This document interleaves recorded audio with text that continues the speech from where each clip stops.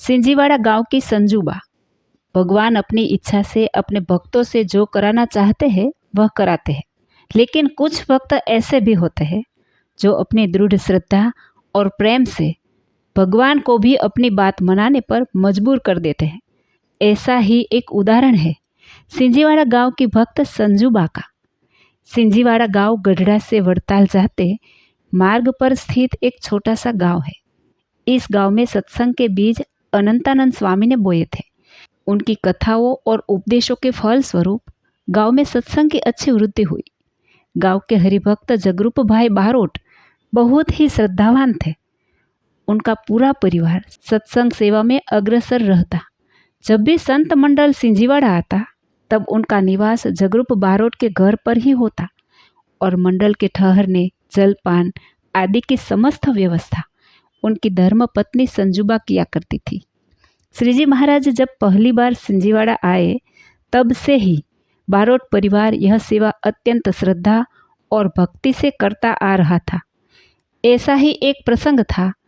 एक बार श्रीहरि संतों, पार्षदों और हरिभक्तों के साथ गढ़ड़ा से वड़ताल की ओर निकले।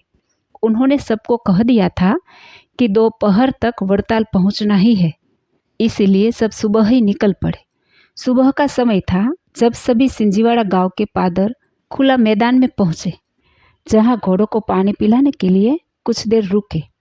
गांव वालों को पता चल गया कि श्रीजी महाराज गांव के पास पधारे हैं। सभी वहां दर्शन के लिए दौड़ पड़े और निवेदन करने लगे कि महाराज कृपया गांव में पधारे।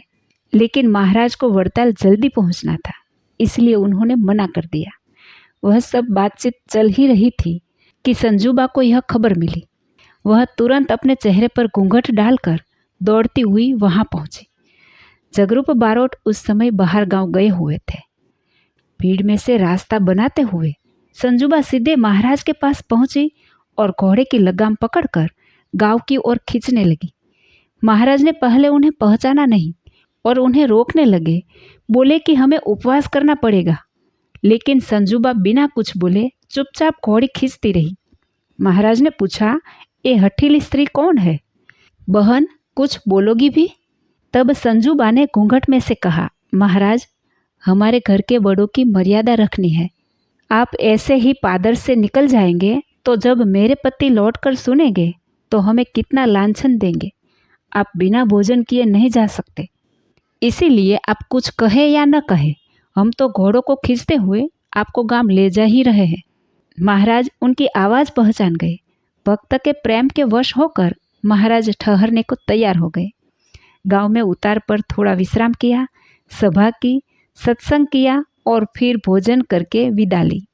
विदाई के समय महाराज ने संजूबा से कहा, हम तुम्हारी भावनापूर्ण सेवा से बहुत प्रसन्न है, जो चाहो वो मांग लो। संजूबा ने कहा, महाराज, अभी तो सब कुछ ठीक है, लेकिन बुढ़ापे में पुत्र नहीं होने के कारण चिंता है कि सेवा कौन करेगा। श्रीहरि ने आशीर्वाद देते हुए कहा, संजूबा, चिंता मत करो, तुम्हारे यहाँ एक पुत्र का जन्म होगा। वह एक महान मुक्तात्मा होगा। श्रीहरि के आशीर्वाद से संजूबा के घर एक पुत्र का जन्म हुआ। उसका नाम उन्होंने प्रभुदास रखा। यदि आपको वीडियो पसंद आए तो लाइक करें, शेयर करें और इस चैनल को सब्सक्राइब ना किया हो तो सब्सक्राइब जरूर करें। जय श्री स्वामीनारायण।